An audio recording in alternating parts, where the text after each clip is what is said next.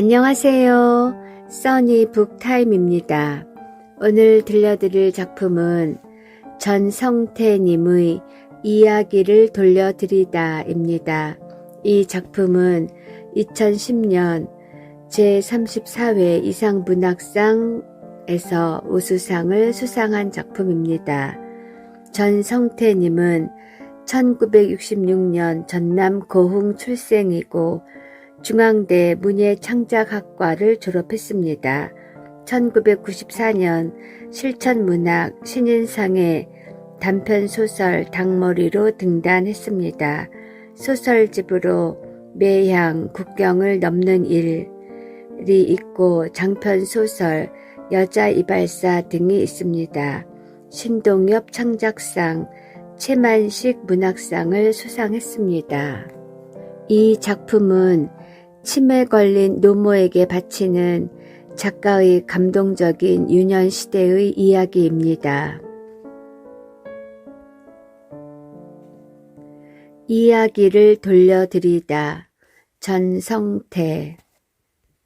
먼저 아주 허황된 이야기를 들려드리게 되어 독자에게 미안하다. 지금껏 나는 삶이니 세계니 하는 것들을 분석하는 입장에서 소설을 써왔다. 삶이 믿을 수 없고 알 수 없는 판타지의 세계에 속하기도 한다는 사실을 믿지만 적어도 나는 눈으로 보고 마음으로 겪은 명백한 세계만을 그리려고 애써왔다. 내 소설에 조금의 과장이 있었더라도 그것은 나를 포위한 현실을 명확히 그리기 위해서였다. 양해를 구한 김에 이 소설이 어머니를 위해 지어졌다는 사실을 마저 밝히겠다.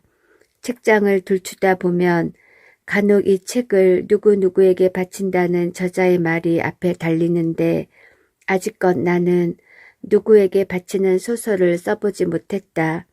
어머니는 몇 년째 치매에 걸려 나날이 기억을 잃어가고 있다. 최근에는 내가 당신의 아들이라는 사실마저도 인지하지 못하게 되었다.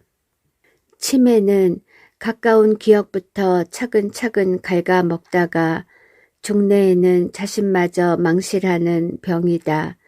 치매에 대해 잘못 알려진 상식 중 하나가 최근의 일은 깜빡깜빡하지만 옛일을 잘 기억하면 단순한 건망증으로 치부한다는 사실이다. 그러나 전문가들은 이는 전형적인 치매의 초기 증세라고 한다.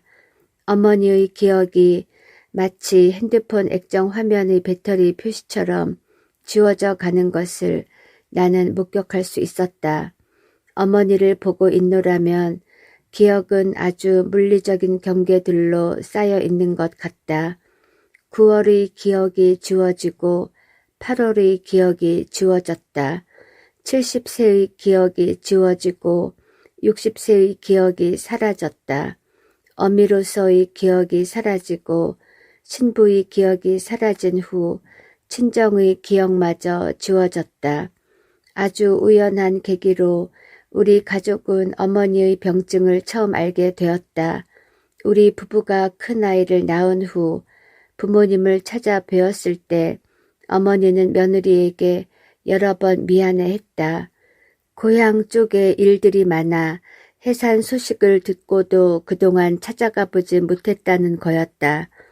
우리 부부가 아이를 낳을 무렵에 선산에 납골당을 설치하는 문제로 일이 많았던 것은 사실이지만 우리 부부는 놀라지 않을 수 없었다. 어머니는 바쁜 와중에도 병원 산후조리원을 찾아와 산모와 아이를 보고 가셨고 그날도 우리 부부는 아기를 안고 부모님을 3번째 방문하는 길이었다. 치매 진단을 받은 후 어머니의 병세는 하루가 다르게 나빠졌다. 어머니는 매운 음식을 잘 드시지 못했는데 아버지가 드시려고 식탁에 올린 청양고추를 여러 번 베어 물었다가 물 들이켜기를 반복했다. 아파트 출입문 비밀번호를 잊어먹었고 뒤에는 아파트 동호수마저 잊어서 집을 찾지 못했다. 아버지와 싸웠다고 거짓말을 했다. 그러나 그것은 아주 오래전, 어쩌면 30, 40대 때의 어느 하루 기억일 수 있었다. 점점 어머니의 기억이 깊어질수록 소통이 불가능해져 갔다. 우리로서는 어머니의 말씀이 헛소리나 실성한 이의 독백처럼 들렸다. 요양원에 모신 후 얼마 되지 않아 면회를 갔을 때 어머니는 요양원 마당 맨 땅에다가 김매기를 하는 신용을 했다. 어머니의 기억이 고향에서 농사를 짓던 시절로 돌아간 거였다. 그런 어느 날 어머니가 난데없이 착석, 기립 하고 소리쳤다. 그것은 어머니에게서 지금껏 한 번도 들어보지 못한 단어였다. 나는 어머니의 기억이 이제 소학교 시절로 돌아갔다는 사실을 깨달았다. 아마 그것은 소학교 교실의 구령 소리였을 것이다. 그 뒤로 어머니는 웅얼웅얼 독백을 토해냈지만 그게 어느 기억에 닿은 것인지 짐작할 수 없었다. 그렇다고 그 기억이 어머니 인생의 한 부분이 아니라고 부정할 수는 없었다. 자식들이 다가갈 수 없는 깊은 기억일는지 몰랐다. 일테면 어머니는 지금 소꿉놀이를 하고 있거나 아니면 아기가 되어 젖을 찾고 창호에 어리는 무서운 그림자를 보고 있는지도 몰랐다. 그러나 어머니가 유일하게 반응하는 소리가 있었다. 엄마 하고 부르면 오야 하고 대답했고 밥 좀 줘 하면 안타까운 표정을 지었다. 엄마와 밥은 마치 뇌에 저장된 기억이 아니라 가슴 같은 곳에 박히거나 뒤꿈치의 굳은 살 같은 기억과는 질적으로 다른 어떤 것 같았다. 자신이 어머니라는 사실을 잊고 자식들을 잊어먹어도 그 말에는 여전히 정상인처럼 반응했다. 그래서 자식들은 면회를 할 때마다 그 소리를 자주 하게 되었다. 나는 기억하다라는 말을 기억해야 한다라는 의미로 수없이 써왔을 것이다. 인간은 기억하는 존재이다. 역사를 잊어서는 안 된다. 소설은 기억이 산물이다. 라는 명제를 당위적으로 써왔다. 그 말의 진실에 대해서 깊이 고민해보지 못했다. 그러나 어머니를 지켜보면서 그 말처럼 뼈저리게 다가오는 말도 없었다. 기억이 없으면 그를 누구라 해야 할 것인가. 나에 대한 기억이 없는 어머니를 더 이상 어머니라고 할 수 있을까. 어머니를 바라보고 있노라면 문득 존재에 대한 소름이 돋고는 하였다. 어머니가 기억 하나라도 더 붙잡게 하려고 나는 애를 썼다. 심지어 나쁜 기억마저도 기억해 주길 간절히 바랐다. 어머니의 3살, 5살 혹은 10살을 상상해 본 적은 없었다. 서두가 길어졌지만 어머니와 소통하기 위해 나는 어머니의 그 먼 기억까지 보려 했다. 그것은 또한 내 기억의 문제이기도 했다. 나는 내가 한때 설명할 수 없는 말랑말랑한 세계에 속해 있었다는 사실을 깨달았다. 그것은 어머니가 물려준 세계였다. 그만큼 어머니와도 친연성이 있는 세계라고 믿는다. 어머니는 그 말랑말랑하고 신비한 세계로 자리를 옮긴 것 같았다. 왠지 지금 어머니가 맥락 없이 웅얼거리는 소리들이 그 세계에 대한 이야기가 아닐까 생각했다. 10살 무렵의 나는 항시 이마가 뜨거운 아이였다. 어느 6월 하루낮 보리밭에서 혼불을 보고 나서였다. 산마루까지 개간한 밭에서 어른들은 보리 베기에 한창이었고 나는 깐부기를 털거나 까투리 새끼를 쫓으며 지루한 한나절을 보내고 있었다. 일더위는 보리 까끌하기만큼 따가웠다. 이랑을 하나씩 타고 엎드려 낯질하는 어른들의 대화가 한없이 지루했고 누른 보르밭 위로 풀무치나 방앗개비 날갯짓 소리도 맹맥했다. 무심코 고개 들어 바라본 하늘에서 한 줄기 빛이 화살처럼 떨어졌다. 그것은 희었다. 종발만 한 머리도 있고 꼬리도 있었다. 어른들이 허리를 폈다. 흰 빗줄기는 머리 위에서 세 토막으로 나뉘면서 남쪽 산마루로 사라졌다. 누가 또 좋은 데로 갔을꼬. 내일쯤 부고가 오겠지. 어른들 사이에서 그런 소리가 오갔다. 어른들이 마을과 들과 그 너머 산과 바다를 더듬어 보았으므로 나도 덩달아서 꽁지발을 세웠다. 저게 혼불이야. 지금 막 꼴깍한 사람 몸에서 나온 거라고. 어른들이 눈길을 피해 보릿단 뒤에서 담배를 그슬리던 큰 형이 내게 말했다. 당시 서울에서 제과공으로 일하던 큰 형은 영장이 나와 집에 돌아와 있었다. 큰 형의 말을 듣는 순간 하늘의 불덩이가 흡사 내 이마에라도 떨어진 느낌이 들었다. 정말로 이마가 뜨거웠고 눈앞이 깐부기처럼 검어졌다. 나는 무릎을 접으며 밭일랑에 꼬꾸라졌다. 어른들은 더위를 먹었다고 하였으나 혼불이 이마로 달려드는 환영을 지울 수 없었다. 만약 그때 내가 좀 더 자랐더라면 머리 위로 날아간 물체가 별똥이라고 여겼을 것이다. 그러나 10살, 낮에도 별똥이 떨어진다는 사실을 모르는 나이였다. 물론 어른들이 거짓말을, 그게 의도적인 거짓이든 무지한 미신이든 짐짓 알고도 모른 척할 수 있는 나이이기는 하였다. 10살 먹은 도회지 아이들도 산타클로스가 거짓부렁이라는 사실을 알면서도 그의 선물을 받듯이 나 역시 망태 할아버지나 조리뱅이와 같은 요괴들의 존재를 믿지 않았다. 그러나 그 사실을 어른들에게 내색하지는 않았다. 할머니나 어머니가 망태 할아버지가 잡으러 온다고 동생을 겁박할 때 나는 옆에서 어른들이 거짓말에 동조하여 동생이 울음을 그치게 하였다. 심지어 동생과 단 둘이 있을 때 울거나 떼를 쓰면 나는 어른들처럼 망태 할아버지를 들먹였다. 조리뱅이도 마찬가지였다.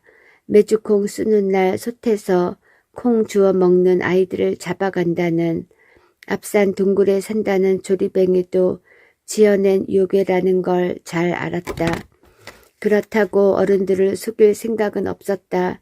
어른들을 속이다니. 나는 오히려 그들을 경외했다. 요괴들을 자꾸 들먹이고 사는 어른들의 세계가 조금은 비밀스러워 보였다.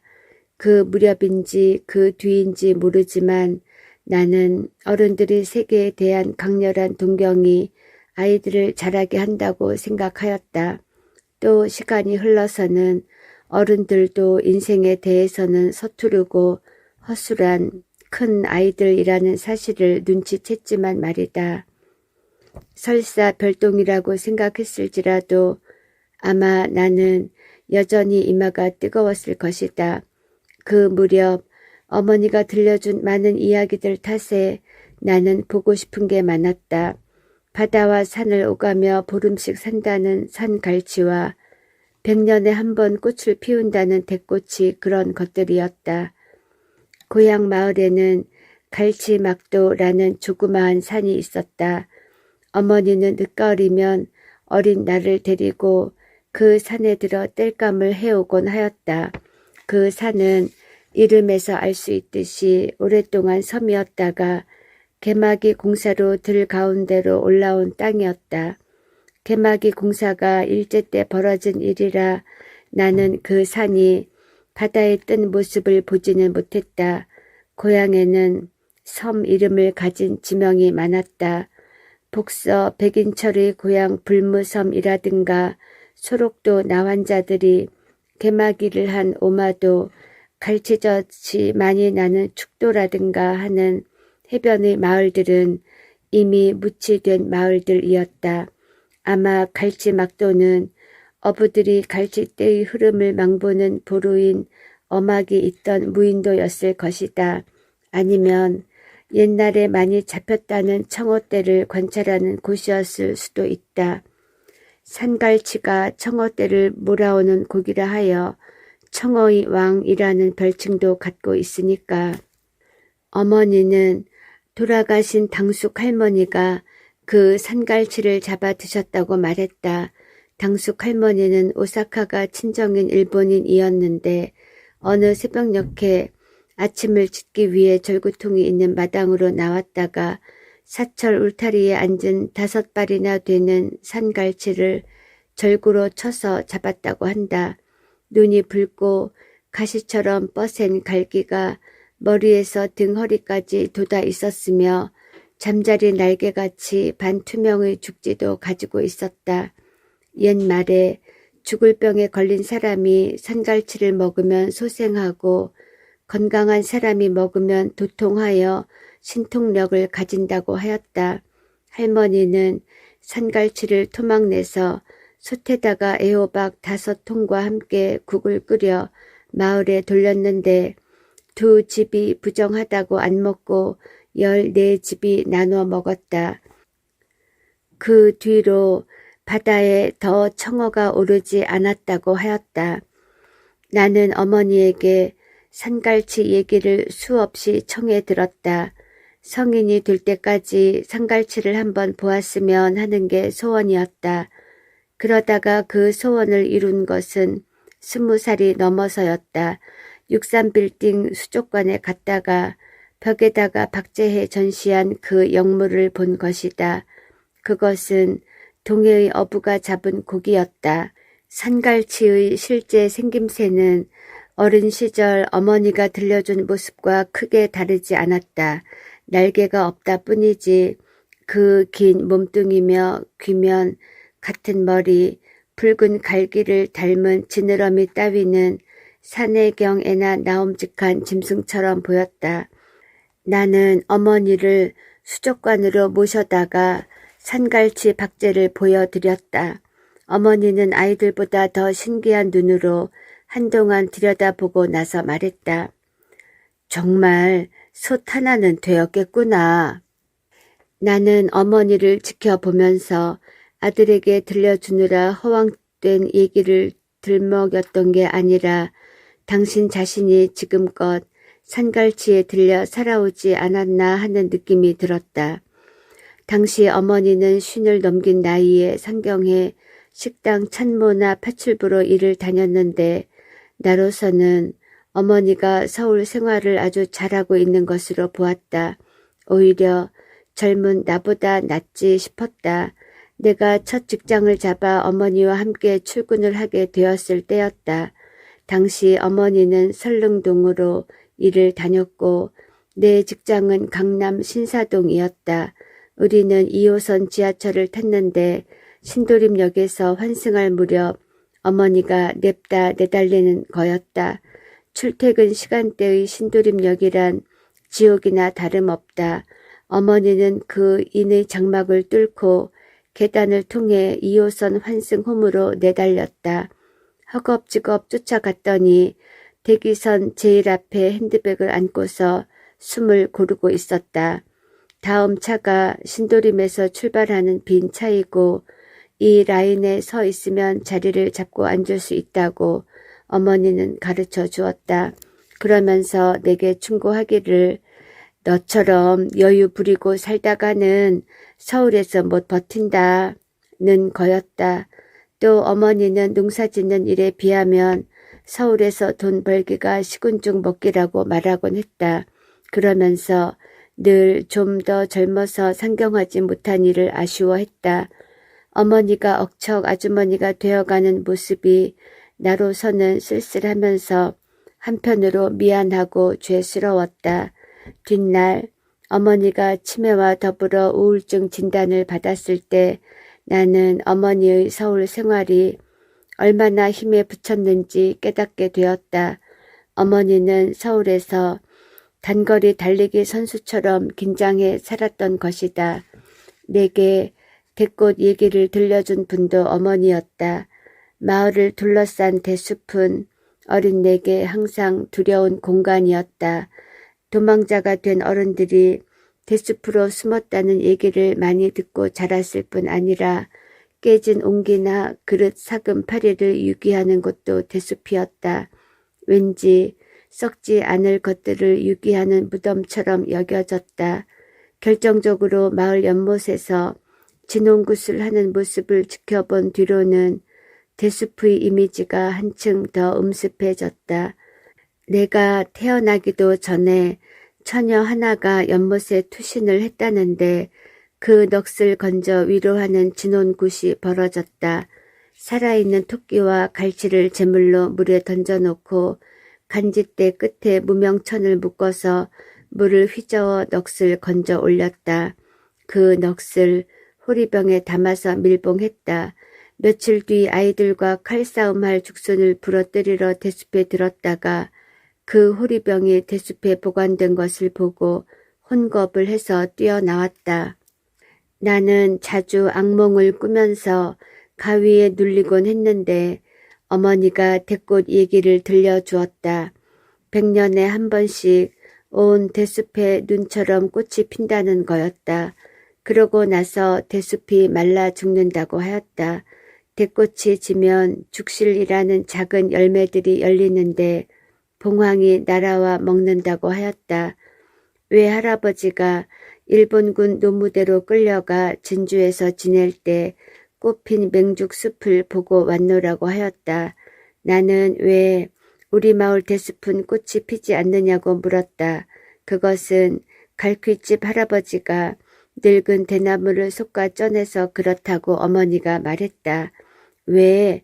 하고 나는 다시 물었다. 대꽃이 지면 대숲이 망가져서 그렇지. 하고 어머니는 대답했다. 여전히 대숲은 무서웠지만 대꽃 얘기를 듣고 난 뒤로 대숲이 다른 차원으로 보였다. 산갈치의 세계처럼 신비로워 새로운 열망을 불러일으켰다. 흰 대꽃이 마을에 만발하고 봉황이 날아드는 상상을 했다. 나는 산갈치와 더불어 대꽃을 보는 게 소원이 되었다. 많은 노인들로부터 대꽃에 대한 증언을 들었다.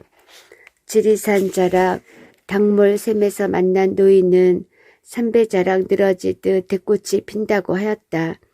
담양 소세원의 산책로에서 만난 나주 노인은 벼꽃과 같다고 하였다.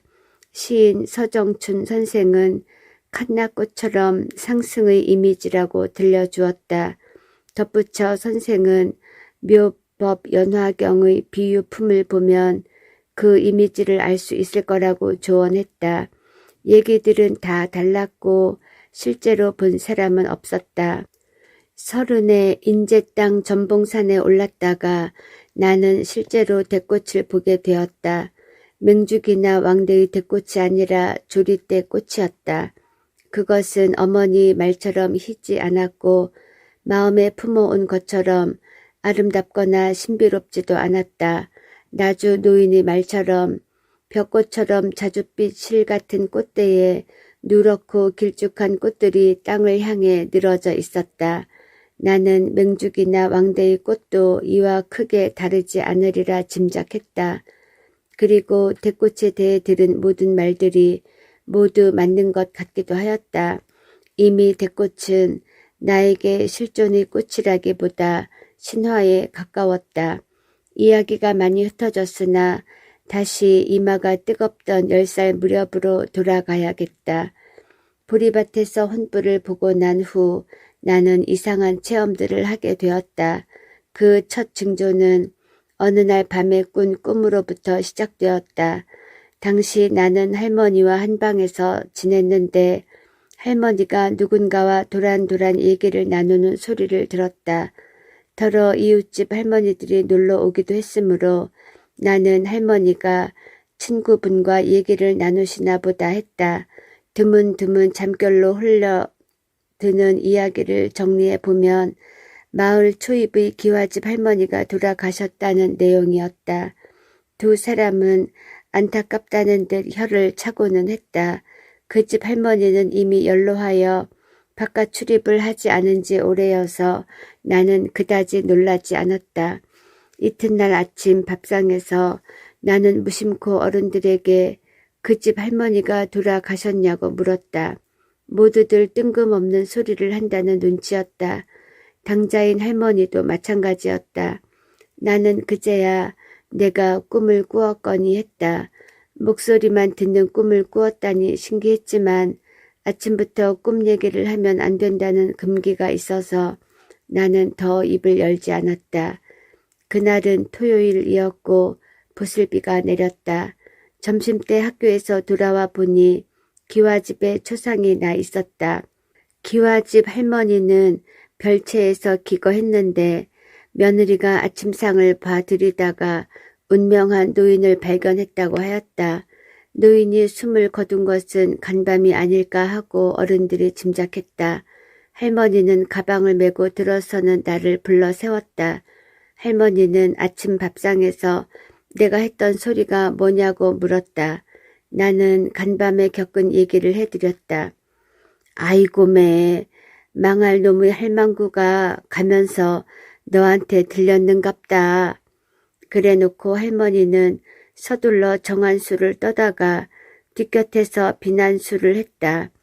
어머니는 괜한 짓을 한다고 맞득잖아 하였다. 그리고 며칠 뒤 나는 또다시 꿈을 꾸었다. 윗니가 빠지는 악몽이었다. 아침이면 우리 집 개순물을 받아다가 돼지 먹이로 주는 이웃집 아주머니가 있었다. 그 아주머니에게 나는 간밤의 꿈 얘기를 했다. 말을 잘 옮기는 아주머니였지만 우리 할머니나 어머니를 어려워해서 내 꿈 얘기를 옮기지는 않았다. 다만 그 아주머니가 혼잣말처럼 어쩐다니 네 할머니가 돌아가실 모양이다 라고 속삭였다. 나는 무슨 말이냐는 듯이 아주머니를 쳐다보았다. 이가 빠지는 꿈은 집안 사람이 죽을 꿈인데 윗니가 빠졌으니 손이 사람한테 변고가 날 징조라는 거였다. 그렇지만 우리 할머니는 정정하였다. 그러니 개꿈일 수밖에 없었다. 내 꿈은 사흘 만에 실현되었다. 할머니는 아니었다. 한마을에 사는 당숙모가 돌아가신 거였다. 당숙모의 죽음은 의외였다. 당숙이 오랫동안 폐병을 앓고 있어서 그가 돌아가셨다면 모를까 남편 병구안을 하며 살림을 착실히 꾸려가던 당숙모가 이를 당했으니 모두들 놀라워했다.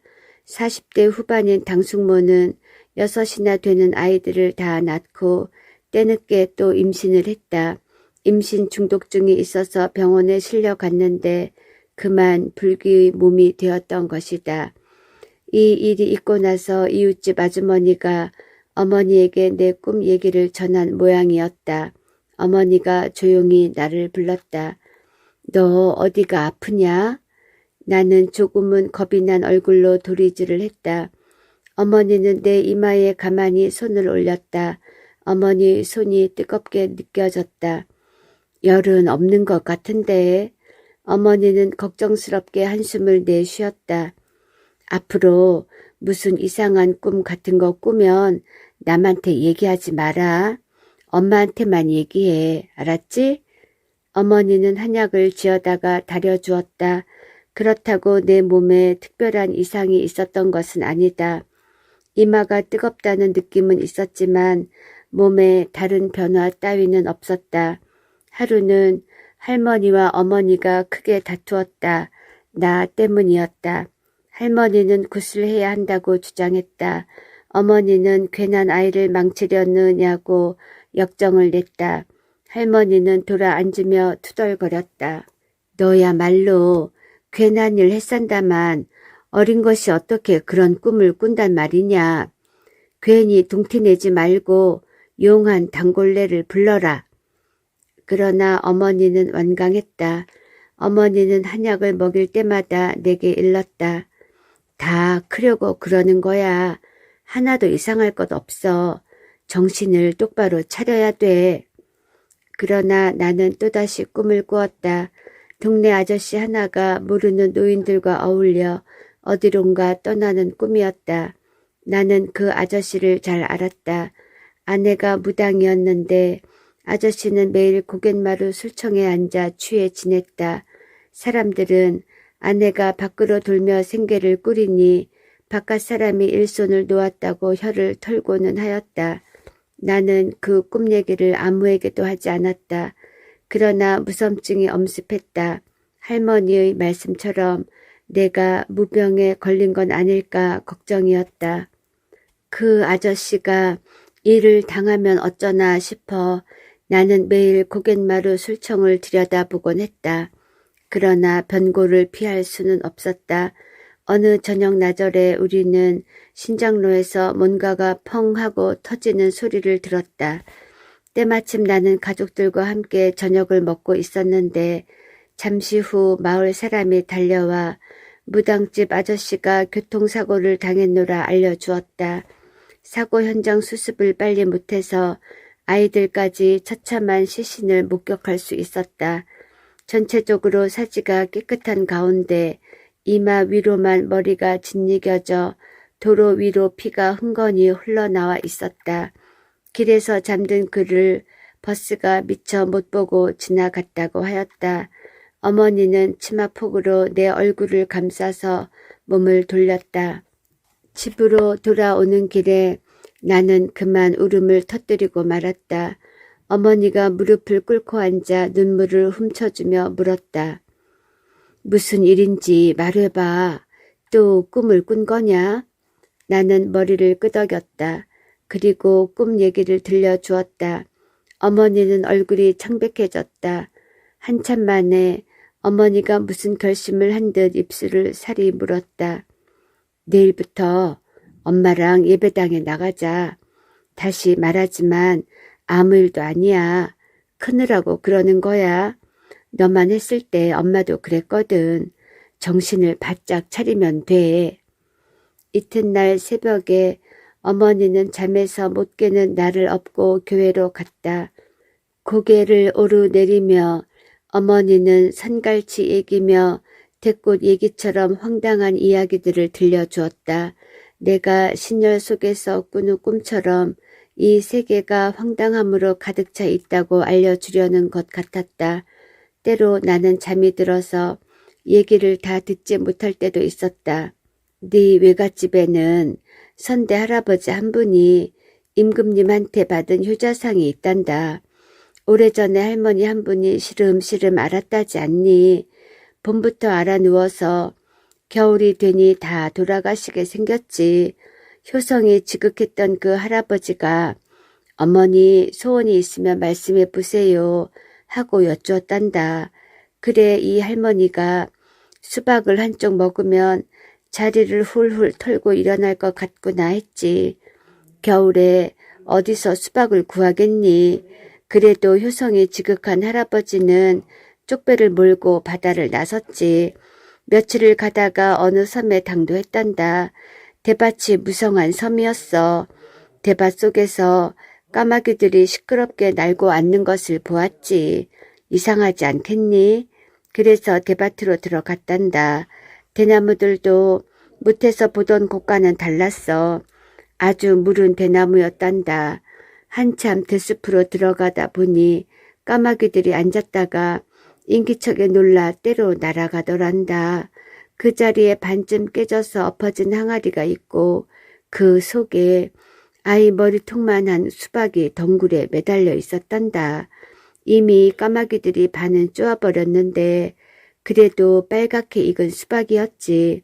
할아버지는 그걸 가져다가 어머니께 드려서 병을 털고 일어나셨어. 믿기지 않겠지만 엄마는 믿는다. 몇 년 전에 은전도라는 섬으로 스텐 그릇을 팔러 들어가지 않았겠니? 11월이었는데 어느 집에서 수박을 내놓더구나.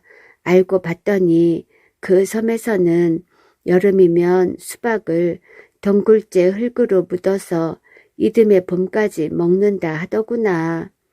이야기가 끝나면 어머니는 신기하지 않니? 그러나 하나도 신기한 얘기들이 아니란다. 내가 하는 얘기들은 모두 사실이니까. 어머니의 얘기가 효과를 본 걸까? 더 이상 나는 꿈에 시달리지 않았다. 다만 죽음과 관련한 어떤 직감 같은 게 마음에 스치곤 했다. 그것을 기분이라 해야 할까?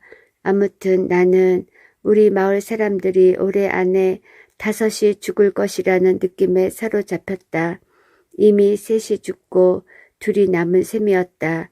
나는 그 생각이 자꾸 났지만 어머니에게 말할 수 없었다. 내가 더 꿈에 시달리지 않자 어머니는 새벽기도 다니는 것을 그만두셨다. 그리고 한 해가 저물어 갔다. 내 예감은 틀리지 않았다.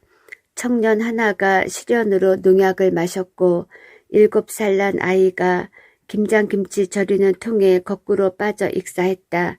그 해를 물리고 나자 나는 어떤 신혈에서 놓여나는 느낌이 들었다. 이마가 뜨겁지도 않았다. 나는 어머니 무릎에 누워 계속 이야기를 해달라고 채근했다. 어머니도 아들 걱정해서 많이 놓여나 있었다.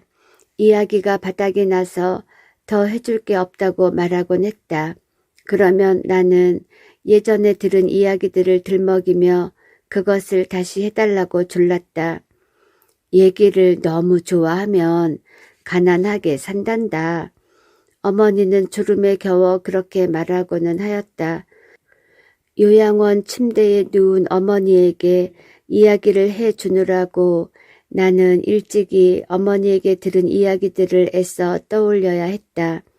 어떤 미동도 없이 먼 세계에 있는 듯 싶은 어머니에게 이야기를 들려줄 때면 한순간 눈이 반짝이는 것 같기도 하였다. 그것은 내 느낌인지도 몰랐다. 그렇지만 나는 어머니가 지금 10살이 되었든 2살이 되었든 내 얘기를 경청하리라 믿었다. 세상의 모든 아이들은 그런 이야기를 좋아하고 그 세계에 살고 있으니까. 전성태님의 이야기를 돌려드리다 였습니다. 들어주셔서 고맙습니다. 좋은 밤 되세요.